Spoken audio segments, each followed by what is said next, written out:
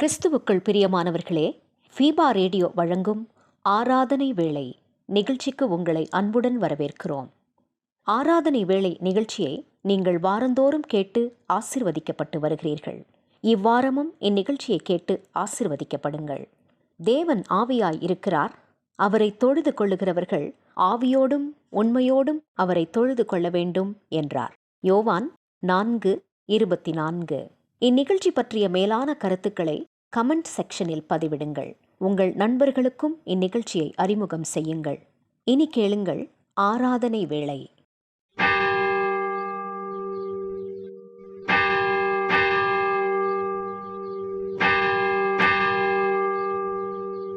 ஆராதனை வேளை.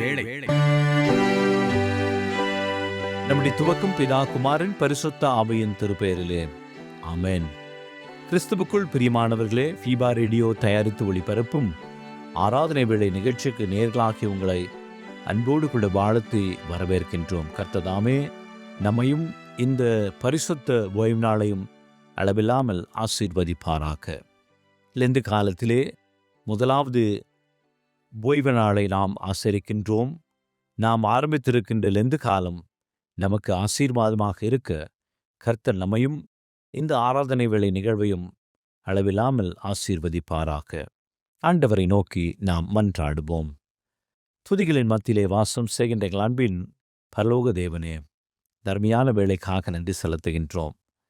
இந்த ஆண்டு நாங்கள் லெந்து காலத்தை ஆசீர்வதிக்கும்படியான ஸ்லாக்கியத்தை தந்திரே, அதற்காக உமக்கு ஸ்தோத்திரங்களை எடுக்கின்றோம். ஒவ்வொரு வெள்ளிக்கிழமையிலும் நாங்கள் தியானிக்கின்ற பொழுதெல்லாம் கர்த்தருடைய வார்த்தைகளை நாங்கள் பெற்றுக்கொண்டு அதன்படி நடக்க எங்களுக்கு நீர் கிருபைகளை தாரும். எங்கள் சரீரங்களை ஒடுக்கி ஆவிக்குரிய காரியங்களிலே அதிகமாக ஈடுபட நீர் எங்களுக்கு போதுமான பலனை தாரும். ஆண்டவரே, அதற்குரிய ஆசீர்வாதத்தை நாங்கள் பெற்றுக்கொள்ள எங்களை நீர் வழிநடத்த வேண்டும் என்று இரட்சகர் இயேசுவின் திருநாமத்திலே வேண்டி நிற்கின்றோம் பிதாவே, ஆமென். தேவனுடைய நாமத்தை புகழ்ந்து பாடுமனமாக கிறிஸ்து சபை பாமாலைகளிலே பிரியமான இயேசுவே என்ற பாடலை நாம் சேர்ந்து பாடுவோம்.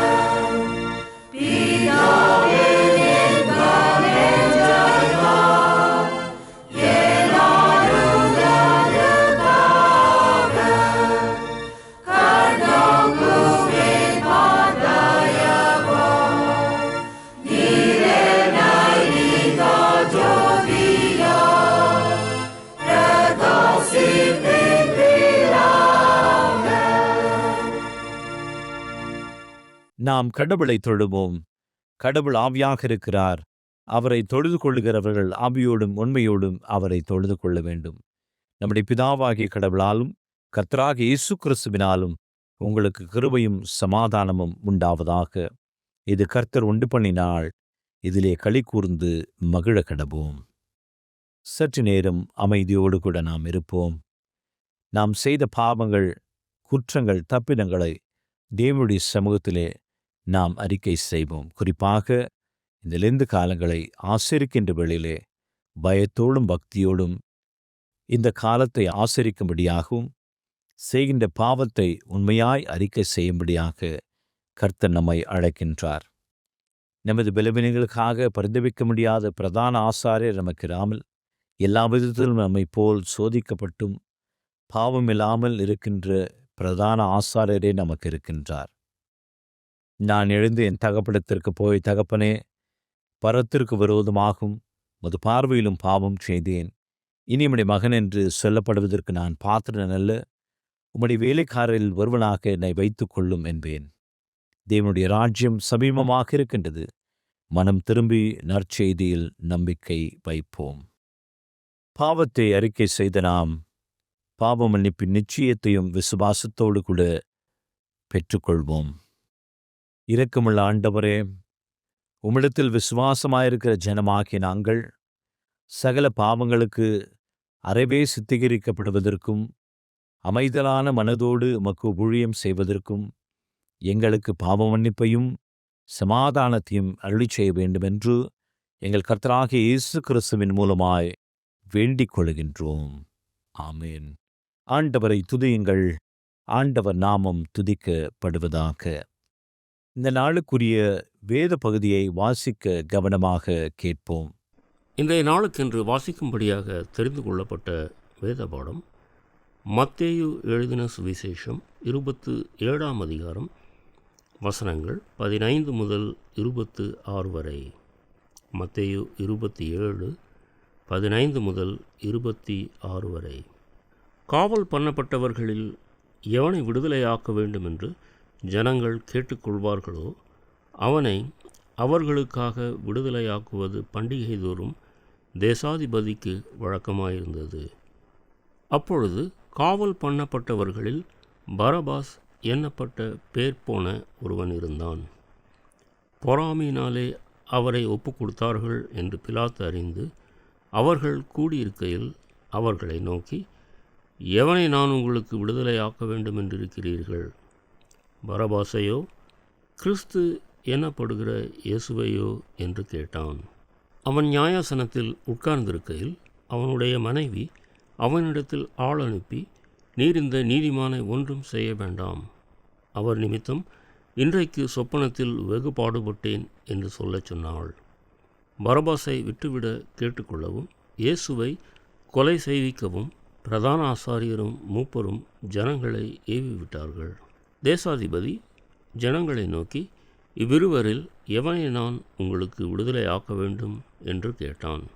அதற்கு அவர்கள், பரபாசை என்றார்கள். பிலாத்து அவர்களை நோக்கி, அப்படியானால் கிறிஸ்து எண்ணப்பட்ட இயேசுவை நான் என்ன செய்ய வேண்டும் என்று கேட்டான். அவனை சிலுவையில் அறைய வேண்டும் என்று எல்லாரும் சொன்னார்கள். தேசாதிபதியோ, ஏன், என்ன பொல்லாப்பு செய்தான் என்றான்.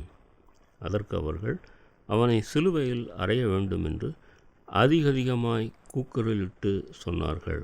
கலகம் அதிகமாகிறது அல்லாமல் தன் பிரயத்தனத்தினாலே பிரயோஜனமில்லை என்று பிலாத்து கண்டு தண்ணீரை அள்ளி ஜனங்களுக்கு முன்பாக கைகளை கழுவி, இந்த நீதிமானுடைய இரத்தப்பழிக்கு நான் குற்றமற்றவன், நீங்களே பார்த்து கொள்ளுங்கள் என்றான். அதற்கு ஜனங்கள் எல்லாரும், இவனுடைய இரத்தப்பழி எங்கள் மேலும் எங்கள் பிள்ளைகள் மேலும் இருப்பதாக என்று சொன்னார்கள். அப்பொழுது அவன் பரபாசை அவர்களுக்கு விடுதலையாக்கி இயேசுவையோ வாரினால் அடிப்பித்து சிலுவையில் அறையும்படிக்கு ஒப்பு கொடுத்தான் என்பது வாசிக்கும்படியாக தெரிந்து கொள்ளப்பட்ட வேத பாடம் வாசித்து முடிந்தாயிற்று. ஆண்டவரின் நாமத்தை புகழ்ந்து பாடும் வண்ணமாக நாம் ஒருமனப்பட்டவர்களாக ஞான கீர்த்தனைகளிலே தேவபிதா எந்தன் மேய்ப்பனல்லோ என்ற பாடலை நாம் இணைந்து பாடுவோம்.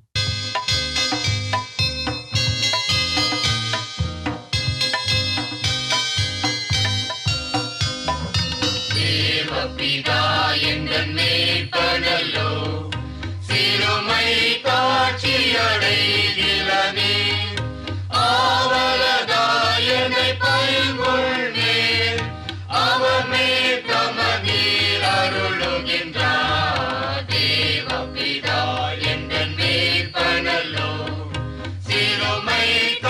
காட்சியடைகிறதே. ஆத்தும தன்னை குளிர பண்ணி அடியேன் கால்களை நீவியனும் நேர்த்திய பாதையில் அவர் நிமித்தம் நிலமும் சுகமாய் நடத்துகின்றார். தேவபிதா எங்கள் மேய்ப்பனல்லோ சிறுமை காட்சியடைகிறதே. சாணிகள் பள்ள திறங்கிடினும் சாற்றும் தீங்கு கண்டேனே. வானபரங்கோடிருப்பா வளைதடியும் கோலும் கேட்கும். தேவபிதா எங்கள் மேய்ப்பனல்லோ சிறுமை காட்சியடைகிறதே. பகைவர்க்கெதிரே ஒரு பந்தி பாங்காய் எனக்கென்றே படுத்தி சுகதைலம் கொண்டேன் தலையை சுகமாய் அபிஷேகம் செய்குவார். தேவபிதா எங்கள் மேய்ப்பனல்லோ சிறுமை காட்சியடைகிறதே. ஆயுள் முழுவதும் என் தோற்றம் அருளும் நலமுமாய் நிரம்பும். நேயந்தீட்டிடும் சிறப்போடு பெருநாள் குடியாய் நிலைத்திருப்பேன். தேவபிதா எங்கள் மேய்ப்பனல்லோ சிறுமை காட்சியடைகிறதே. என கருமையான தேவனுடைய சினமே, இந்த நாளிலுமாக ஆண்டவருடைய செய்தியை நம்மோடு கூட பகிர்ந்து கொள்ளும்படியாக வந்திருப்பவர் கன்னியாகுமரி பேராயத்தை சார்ந்து தம்முடைய போதக பணியை ஆற்றி வருகின்ற அருட்திரு நிஸ்பட் ஜி ஷாலும் ஐயா அவர்கள். அருட்திரு நிஸ்பட் ஜி ஷாலும் ஐயா அவர்கள் இந்த நாளுக்குரிய இறை செய்தியை நம்மோடு கூட பகிர்ந்து கொள்கின்றார். ஜெபத்தோடு ஆண்டவருடைய சத்தியத்தை கேட்போமாக. ஆண்டவரும் உலக இரட்சகருமாகிய இயேசு கிறிஸ்துவின் இனிய திருப்பேரில் உங்கள் அனைவரையும் மீண்டுமாக வாழ்த்துவதில் பெருமகிழ்ச்சி அடைகிறேன். ஃபீபா நற்செய்தி இயக்கங்களின் வழியாக உங்கள் அனைவருக்கும் மீண்டும் ஒரு விசை கூட வாழ்த்துக்களை தெரிவித்துக் கொள்கிறேன். நம்முடைய சிந்தனைக்கு ஆரம்பமாக நாம் யாவரும் தலைகளை தாழ்த்தி ஜெபம் செய்வோம்.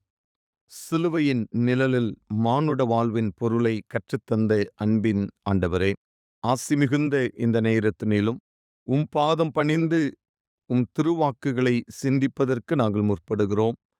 அடியேன் வாயின் வார்த்தைகளும் எங்கள் எல்லாருடைய இருதயத்தின் சிந்தனைகளும் உமது பார்வைக்கு பிரியமாய் இருப்பதாக. ஆமேன். இயேசு கிறிஸ்துவின் அன்பிற்கினியவர்களே, இறைமகன் இயேசு கிறிஸ்துவின் இனிய பெயரில் மீண்டுமாக உங்களை நான் அன்போடு வாழ்த்துகிறேன். லெந்து நாட்களில் நாம் பிரவேசித்து லெந்து நாட்களை நாம் அனுசரித்து கொண்டிருக்கிறோம். நம்முடைய வாழ்வை திரும்பி பார்த்து புத்தாக்கம் செய்து இந்த நாட்களை நாம் பிரயோஜனப்படுத்துகின்ற போது நிச்சயமாக இந்த நாட்கள் நம்முடைய வாழ்விற்கு ஆசீர்வாதமாக அமையும் என்பதிலே எந்த ஐயமும் இல்லை. தவக்காலம் a time of renewal or renovation என்று சொல்லப்படுகிறது. நம்மை சீர்படுத்துகின்ற ஒரு காலமாக இந்த தவக்காலம் இருக்கிறது. சீரற்று இருக்கும் நம் வாழ்வை சீர்படுத்துவதற்காக கடவுள் நமக்கு தந்திருக்கிற மிக முக்கியமான ஒரு நாட்களாக இந்த நாட்கள் இருக்கிறது. நாம் எப்படி நம்முடைய வீட்டை சுத்தம் செய்வோமோ அதே போல நம்முடைய இருதயம் என்கிற வீட்டை தேவையற்ற காரியங்கள் எல்லாம் களைந்து அதை தூய்மைப்படுத்துவதற்கு கடவுள் நமக்கு கொடுத்திருக்கிற மிக முக்கியமான ஒரு நாட்களாக இந்த நாட்கள் இருக்கிறது. பொதுவாக தவ காலங்கள் என்றாலே நாம் அநேக காரியங்களை நாம் முறைப்படுத்துவதுண்டு. அதிலே நமக்கு அநேக சிந்தனைகளை நாம் சிந்திப்போம். சிலுவையை மையப்படுத்தி நம்முடைய அநேக சிந்தனைகளை முறைப்படுத்துவோம். இந்த நாளிலும் நம்முடைய கிறிஸ்துவனுடைய சிலுவை பாடின் போது நடைபெற்ற ஒரு மிக முக்கியமான ஒரு நிகழ்வையும் நம்முடைய வாழ்வில் அது எப்படி அந்த நிகழ்வு நம்மை நடத்துகிறது என்பதையும் நாம் சிந்திக்க முற்படுவோம். மத்தேயு 27 அதிகாரம் 15 26 வசனங்கள் நமக்கு ஆண்டவராகிய இயேசு கிறிஸ்துவனுடைய சிலுவை பாடல் மிக முக்கியமான ஒரு நிகழ்வை நமக்கு கற்றுத்தருகிறது. அன்புக்குரியவர்களே, கிறிஸ்துவின் சிலுவை பாதையில் மிக முக்கியமாக இருந்த ஒரு நபர் பரபாஸ். பரபாஸ் சிலுவை பாடுகள் கிறிஸ்துவை அறைவதற்கு ஆயத்தப்படுகின்ற போது அந்த மனிதன் மிக முக்கியமான ஒரு இடத்தை வகிக்கிறான். திருமறையில் முன்பும் பின்பும் இவரை பற்றி எந்த ஒரு காரியமும் குறிப்பிடவில்லை. கிறிஸ்துவுக்கு தண்டனை கொடுக்க முயலும் போது ஒரு செக்காக இந்த மனிதன் அங்கு வைக்கப்பட்டிருக்கிறார். 4 நற்செய்தி நூல்களிலும் இவருடைய பெயர் சொல்லப்பட்டிருக்கிறது. திருமறையிலே 38 வசனங்களில் இவர் சொல்லப்பட்டிருக்கிறார். யார் இந்த பரபாஸ்? யார் இந்த பரபாஸ்? இவன் ஒரு குற்றவாளி. அவனுடைய குடும்பத்தை குறித்தோ, அவனுடைய வயதை குறித்தோ, அல்லது அவனுடைய குடும்ப சூழ்நிலைகளை குறித்து எங்கும் சொல்லப்படவில்லை.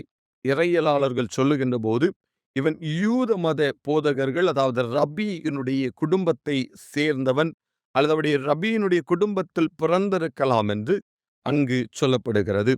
பரபாஸ் என்றால் சன் ஆஃப் ஃபாதர், அப்பாவின் மகன் என்கிற பொருள் படுகிறது. இவன் என்ன குற்றம் செய்தான்? இவன் கொள்ளை போன்ற குற்றங்களை இவன் செய்திருக்கிறான். மார்க்கு 15ஆம் அதிகாரம் 7ஆம் வசனம் சொல்லுகிறது, இவன் கலகம் உண்டாக்குதல் போன்ற அநேக காரியங்களை செய்திருக்கிறான். ரோம ஆளுகைக்கு விரோதமாக செயல்பட்ட கிளர்ச்சி குழுவின் ஒரு அங்கமாக இந்த பரபாஸ் இருந்திருக்கிறார். கொலை செய்கிறவன், மக்களை துன்புறுத்தக்கூடிய ஒரு மனிதனாக இவன் இருந்திருக்கிறார்.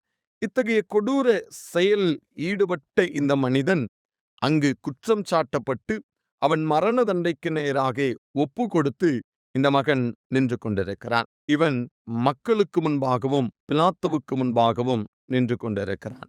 இன்னொரு பக்கத்திலே மிக முக்கியமான இன்னொரு மனிதன் நின்று கொண்டிருக்கிறான். அவர்தான் இயேசு. குற்றம் செய்யாதவர், பிறருக்கு நன்மை மாத்திரம் செய்தவர், பல அற்புதங்கள் செய்தவர், வியாதிப்பட்டவர்களுக்கு சுகம் கொடுத்தவர், மனிதனுக்கு வாழ்வு கொடுத்தவர். இந்த 2 மனிதர்களும் 2 பகுதியிலே நின்று கொண்டிருக்கிறார்கள். ஒரு பக்கம் மக்களுடைய உயிரை எடுத்தவன், மக்களை வேதனைக்குட்படுத்தினவன், மக்களை கொன்று குவித்தவன் ஒரு பக்கம் நின்று கொண்டிருக்கிறார். இன்னொரு பக்கம் மக்களுக்காக இந்த உலகத்திலே பிறந்து மக்களுக்கு வாழ்வு கொடுத்தவர், வாழ்விழந்த மக்களுடைய வாழ்க்கையிலே மேன்மைகளை கொடுத்தவர், வியாதி படுக்கையில இருந்தவர்களுக்கு உயர்வினை கொடுத்தவர், விடுதலையை கொடுத்தவர், சமுதாயத்திலே ஓரம் கட்டப்பட்டவர்களாக தங்களுடைய தேசத்திலிருந்து விரட்டி அடிக்கப்பட்டவர்களுக்கு வாழ்வு கொடுத்த ஒரு மனிதன் நின்று கொண்டிருக்கிறான். மனிதனுக்கு உயிர் கொடுத்தவன், மனிதனுடைய உயிரை எடுத்தவன் என்று 2 எக்ஸ்ட்ரீம் கேசஸ், 2 நிலைகளிலும் நிற்கப்பட்டிருக்கிறது.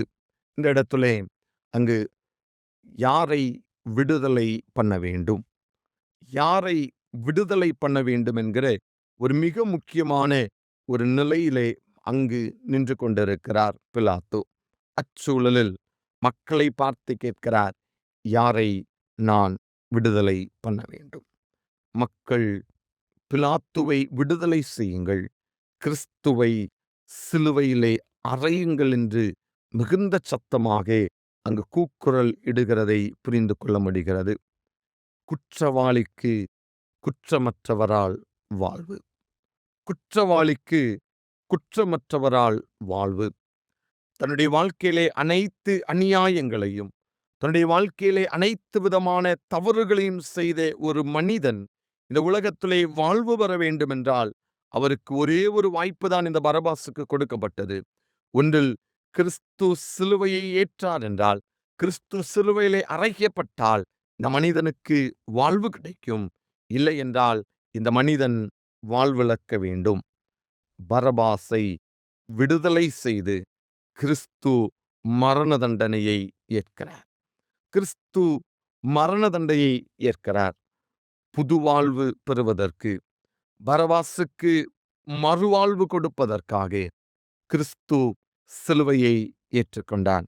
அன்புக்குரியவர்களே, இப்பொழுது நம்மை நாமே கேட்டுக்கொள்வோம், யார் இந்த பரபாஸ். யார் இந்த பரபாஸ்? நாம் தான் இந்த பரபாஸ். நாம் தான் இந்த Parabas.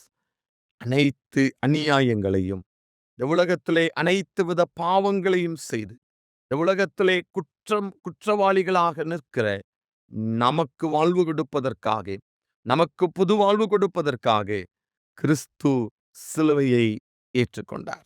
We are Parabas, the son of father. நம்முடைய ஆண்டவருடைய பிள்ளைகள், கடவுளுடைய பிள்ளைகள் என்கிற பெரும்பேற்றை பெற்றிருக்கிற நாம் தான் இந்த பரபாஸாக இருந்து கொண்டிருக்கிறோம். நம்முடைய உலகத்திலே நம்மை பாவ கட்டிலிருந்து நம்மை விடுதலையாக்குவதற்கு, நம்முடைய வியாதியினுடைய பிடியிலிருந்து நமக்கு விடுதலை கொடுப்பதற்கு, நமக்கு புது வாழ்வு கொடுப்பதற்கு நம்முடைய ஆண்டவராகிய இயேசு கிறிஸ்து கடந்து வந்தார். பணமோ, நம்முடைய நண்பர்களோ, நம்முடைய உறவினர்களோ, நம்முடைய டேலண்டோ நம்மை விடுதலையாக்காது. இயேசு கிறிஸ்துவால் மாத்திரமே நமக்கு விடுதலை கொடுக்க முடியும். இந்த தவ நாட்களிலே நம்முடைய வாழ்க்கையை சிந்திக்க அழைக்கப்பட்டிருக்கிறோம். பரபாஸாக நான் இருக்கிறேனா? எனக்காக கிறிஸ்து மரித்தாரே, என்னுடைய வாழ்விலே நான் கிறிஸ்துவை சிலுவைக்கு அனுதினமும் ஒப்பு கொடுத்து கொண்டிருக்கிறேனா என்று சிந்திக்க அழைக்கப்பட்டிருக்கிறோம். கம்பேஷனேட் லவ்வினுடைய அடையாளமாக, mercy and கிரேஸாக நம்முடைய ஆண்டவர் இந்த உலகத்திலே இருக்கிறார். கருணை மிக்கவராக, இரக்கமிக்கவராக இந்த உலகத்திலே கடந்து வந்து நமக்கு வாழ்வு கொடுத்திருக்கிறார். அன்புக்குரியவர்களே, கேள்வி நம்மிடத்திலே விடப்பட்டிருக்கிறது. பரபாஸ் அமைதியாக குற்ற உணர்வோடு நின்று கொண்டிருந்தான். நம்முடைய வாழ்க்கையில் நாம் எப்படி இருக்கிறோம்? நமக்காக சிலுவையை ஏற்ற, நமக்காக அவமானங்களை சகித்த, நமக்காக தன்னுயிரை கொடுத்து நமக்கு வாழ்வு கொடுத்த ஆண்டவரை நாம் அனுதினமும் இன்றும் சிலுவைக்கு ஒப்பு கொடுத்து கொண்டிருக்கிறோமா? அல்லது அவர் நமக்கு கொடுத்திருக்கிற இரட்சிப்பை, அவர் நமக்கு கொடுத்திருக்கிற மீட்பை சொந்தமாக்கி அவருக்கு சான்றாளர்களாக வாழ்கிறோமா என்பதை சிந்திக்க அழைக்கப்பட்டிருக்கிறோம். தவ நாட்கள் நம்முடைய வாழ்வை சீர்படுத்தி கிறிஸ்துவோடு இணைப்பதற்கு கொடுக்கப்பட்டிருக்கிறது. எல்லா சூழலிலும் பரிசுத்தத்தை காத்துக்கொண்டு கிறிஸ்துவனுடைய மாதிரிகளாக நம்முடைய வாழ்க்கையை நடத்துகின்ற போது கடவுள் நம்முடைய வாழ்வை ஆசீர்வதித்து நம்மை நிறைவோடும் சந்தோஷத்தோடும் சமாதானத்தோடும் நம்மை வழிநடத்துவார் என்பதிலே எந்த ஒரு ஐயமும் இல்லை. இந்த 2026 வருடத்தினுடைய இந்த தவக்காலம் நமக்கு ஆசீர்வாதமாக அமைய ஆண்டவரை நாம் வேண்டுதல் செய்வோம். கடவுள் தொடர்ந்து நம்மை சந்தோஷத்தோடும் சமாதானத்தோடும் வழிநடத்துவாராக. ஆமேன். தொடர்ந்து நாம் யாவரும் ஒரு விசை தலைகளை தாழ்த்தி நம்மை தற்பரிசோதனை செய்து பார்ப்போம். அன்புக்குரியவர்களே, பரபாஸை மீட்பதற்கு, பரபாஸை விடுதலை செய்வதற்கு கிறிஸ்து சிலுவையை ஏற்றார். இந்த பரபாஸாகிய நமக்கு வாழ்வு கொடுப்பதற்கு கிறிஸ்து சிலுவையை ஏற்றிருக்கிறார். அவர் சிலுவையை ஏற்றது மாத்திரமல்ல, நமக்கு புது வாழ்வை கட்டளையிட்டிருக்கிறார். அதை சொந்தமாக்கி இருக்கிறோமா என்பதை சிந்திக்க அழைக்கப்பட்டு இருக்கிறோம். அன்புக்குரியவர்களே, நம்முடைய வாழ்வின் பாவங்களை களைய வேண்டும். ஒருவேளை நம்முடைய வாழ்விலே பாவம் இருக்குமானால் அதை ஆண்டவருடைய சமூகத்திலே அறிக்கை செய்து நம்மை பரிசுத்தப்படுத்தி நம்ம ரெனோவேட் செய்து தூயவர்களாக கடவுளோடு கூட ஒப்புரவாகுவோமா? எங்களை நேசிக்கிற அன்பின் தெய்வமே, வாழ்க்கையிலே பலதரப்பட்ட நிலைகளிலே தவறிப்போனவர்களாக, உமக்கு விரோதமாக பாவம் செய்தவர்களாக நாங்கள் வாழ்ந்திருக்கிறோம். ஆண்டவரே, இந்த நேரத்தினிலும் நம்முடைய விலை மதிக்கமிட்ட தியாகத்தை நாங்கள் உணர்ந்து கொள்ளுகிறோம். நாங்களும் ஆண்டவருக்கு சான்றாளர்களாக தொடர்ந்து பயணிக்க ஆண்டவர் எங்களுக்கு கிருபை தாரும். நீர் எங்களுக்கு கொடுத்திருக்கிற இந்த 2026 வருடத்தினுடைய தவக்காலம் எங்கள் வாழ்வை மாற்றுருவாக்கம் செய்து கிறிஸ்துவை வெளிப்படுத்துகிறவர்களாக தொடர்ந்து எங்கள் வாழ்க்கையை நாங்கள் முன்னேறி செல்ல கடவுள் எங்களுக்கு கிருபை தாரும். உடைய சமூகத்திலே அனைவரையும் தாழ்த்துகிறோம். கர்த்தர் பொறுப்பெடுத்துக் கொள்ளும். கிறிஸ்து வழியாக ஜெபிக்கிறோம் நல்ல பிதாவே. ஆமேன். பிரியமான தேவனுடைய ஜனமே, இந்த நாளிலுமாக ஆண்டவருடைய வார்த்தைகளை நமக்கு எடுத்துரைத்து அருட்திரு நிஸ்பத் ஜி சாலும் ஐயா அவர்களுக்கு ஃபீபா ஊழியங்களின் சார்பிலும் ஆராதனை வேளை நேயர்களாகிய உங்கள் அனைவரின் சார்பிலும் வாழ்த்துக்களையும் நன்றிகளையும் தெரிவித்துக் கொள்கின்றோம். கர்த்தர் தாமே அவரையும் அவருடைய ஊழிய பணியும் அளவில்லாமல் ஆசீர்வதிப்பாராக.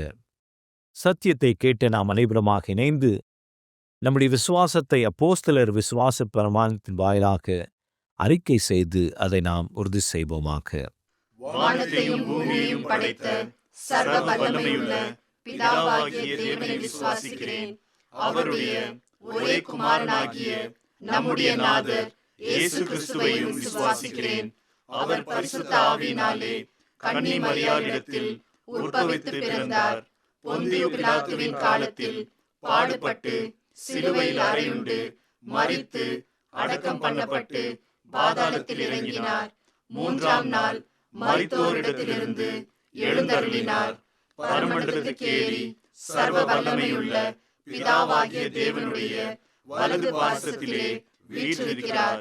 அவ்விடத்திலிருந்து உயிருள்ளோரையும் மரித்தோரையும் நியாயம் தீர்க்க வருவார். பரிசுத்த ஆவியையும் விசுவாசிக்கிறேன். பொதுவாயிருக்கிற பரிசுத்த சபையும் பரிசுத்தவான்களுடைய ஐக்கியமும் பாவ மன்னிப்பும் சரீர உயிர்த்தெழுதலும் நித்திய ஜீவனும் உண்டென்று விசுவாசிக்கிறேன். ஆமென். தொடர்ந்து தேவனுடைய நாமத்தை நாம் புகழ்ந்து பாடுமண்ணுமாக கிறிஸ்து சபை பாமாலைகளிலே கர்த்தா நீர் வசிக்கும் என்ற பாடலை நாம் சேர்ந்து பாடுவோம்.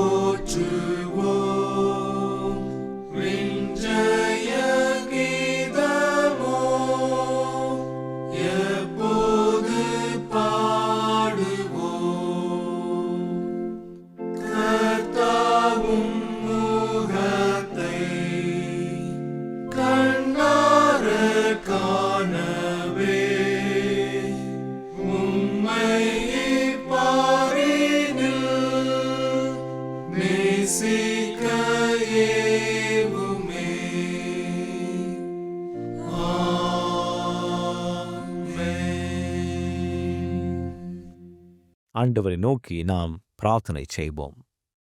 துதிகளின் மத்தியில் வாசம் செய்கின்ற எங்கள் அன்பின் பரலோக தேவனே, நர்மையான காலை வேளைக்காக நன்றி செலுத்துகின்றோம். பிப்ரவரி மாதத்தினுடைய 4வது ஓய்வு நாளை காணும்படியாகவும் ஆசரித்து வருகின்ற லெந்து காலத்தினுடைய சத்தியத்தை நாங்கள் இன்னும் அதிகமாக அறிந்து கொள்ளும்படியான வாய்ப்பை தந்தீரதற்காக நன்றிகளை சொல்கின்றோம். இந்த நாளிலே உம்மை குறித்தும் உம்முடைய வார்த்தைகளை குறித்தும் அதிகமாக நாங்கள் சிந்திக்கும்படியாக, தியானிக்கும்படியாக நீர் பாராட்டின தயவுக்காக நன்றிகளை சொல்கின்றோம். கேட்கின்றவர்களாக மட்டுமல்லாமல் கேட்டதை செயல்புரியவும் எங்களுக்கு நீர் அருள் செய்ய வேண்டும் என்று சொல்லி மன்றாடுகின்றோம். இப்பொழுதுமாக விசுவாசத்தோடும் நம்பிக்கையோடும் தங்களுடைய தேவைகளை சொல்லிக் கொண்டு ஜெபித்து கொண்டிருக்கின்ற இந்த பிள்ளைகளை கண்ணோக்கி பாரும். தங்களுக்காகவும் தங்கள் கணவருக்காகவும் ஆண்டவரை குடும்பத்திற்காகவும் பிள்ளைகளுக்காகவும் பெற்றோருக்காகவும் அவருடைய சுகத்திற்காகவும் பலனுக்காக ஜெபித்து கொண்டிருக்கின்ற ஒவ்வொருவரையும் நீர் பார்த்து அவளுக்கு பதிலை தர வேண்டும் என்று சொல்லி மன்றாடுகின்றோம்.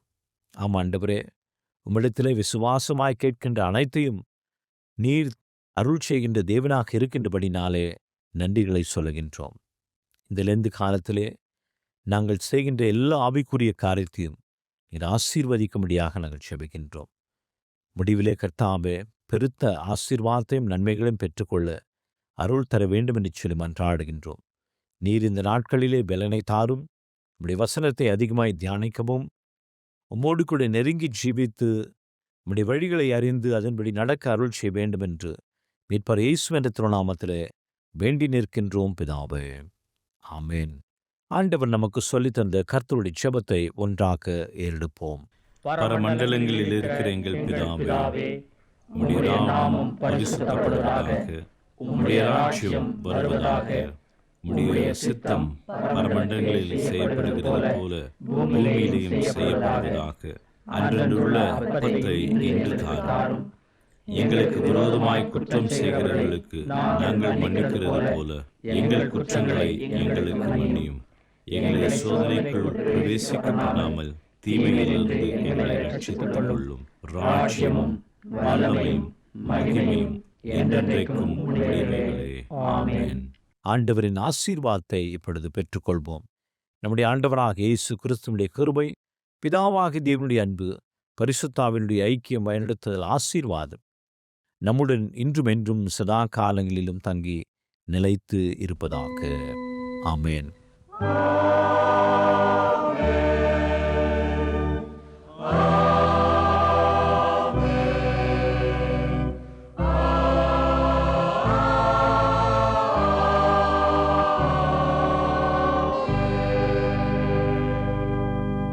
இந்த வாரத்திற்குரிய வாக்குத்தத்த வசனத்தை பெற்றுக்கொள்வோம்.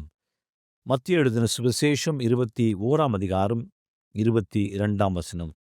நீங்கள் விசுவாசம் உள்ளவர்களாய் ஜெபத்திலே எவைகளை கேட்பீர்களோ அவைகளை எல்லாம் பெறுவீர்கள் என்று கர்த்தர் நமக்கு உரைக்கின்றார். விசுவாசத்தோடு கூட கேட்டு நன்மைகளை பெற்றுக்கொள்வோம் என்று உறுதி சொல்லி உங்களிடத்திலிருந்து விடைபெறுவது உங்கள் ஊழியன் தியோடோ வில்லியம். கர்த்தர் உங்களை ஆசீர்வதிப்பாராக. ஆமென்.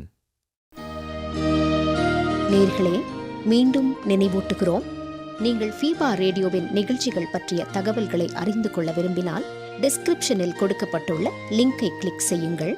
மேலும் நீங்கள் எங்களோடு தொடர்பு கொள்ள விரும்பினால் டிஸ்கிரிப்ஷனில் கொடுக்கப்பட்டுள்ள அலைபேசி மற்றும் தொலைபேசி எண்களை தொடர்பு கொள்ளலாம். வாழ்த்துக்கள் கூறி விடை பெற்றுக் கொள்கிறோம். வணக்கம் நேயர்களே.